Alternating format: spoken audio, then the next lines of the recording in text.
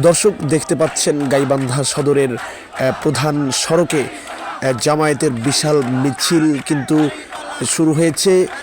তারা কিন্তু মিছিলে স্লোগান দিচ্ছে। জামায়াতের বিভিন্ন কর্মীরা তারা কিন্তু বলছে যে জামায়াত ইসলামী আগামীতে নির্বাচনে জয়ী হবেন এবং তারা কিন্তু 12 তারিখে একটা অন্যরকম খেলা দেখাতে চাচ্ছে। তারা সবাইকে তাক লাগিয়ে দিচ্ছে যে জামায়াতের সমর্থন দেখেন, আমাদের গাইবান্ধা সদর জামায়াতের ঘাঁটি। তারা কিন্তু এইরকম বিভিন্ন স্লোগানে মুখরিত করছেন শহর।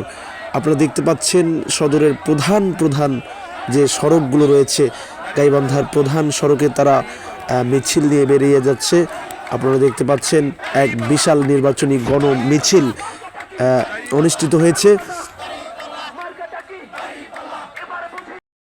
জনগণ কিন্তু এখনও তারা রাস্তায় মিছিলে আসতেছে বিভিন্ন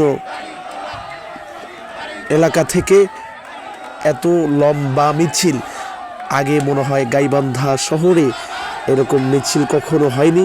তো জামায়াতে ইসলামী বাংলাদেশ গাইবান্ধা সদর 2 আসনের সংসদ সদস্য পদ প্রার্থী মোহাম্মদ আব্দুল করিম, তেনার মাধ্যমে হয়তো এত বড় মিছিল অনুষ্ঠিত হয়েছে গাইবান্ধা সদর আসনে।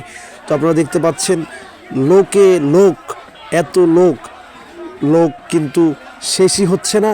তো এরকম এত বড় মিছিল আগে কখনো হয়তো অনেকেই দেখেননি।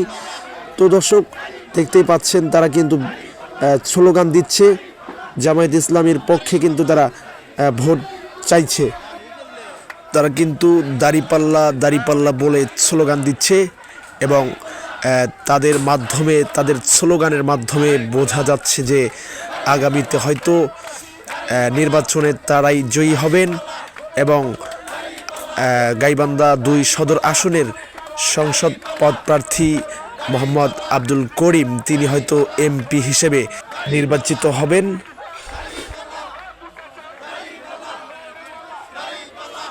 তিনাদের স্লোগানে বোঝা যাচ্ছে যে আগামী 12 তারিখে হয়তো জামায়াত ইসলামীর বিজয় নিশ্চিত হবে। তো আপনারা দেখতেই পারছেন জামায়াতের এক বিশাল মিছিল কিন্তু শহরের প্রধান সড়ক অবরোধ করে তারা কিন্তু সামনের দিকে এগিয়ে যাচ্ছে। তাদের মিছিলে অসংখ্য লোক কিন্তু এখনও আসছে। আমরা দেখতে পাচ্ছি মিছিলে কিন্তু এখন পর্যন্ত লোক শেষই হচ্ছে না, লোক কিন্তু এখনও আসছে।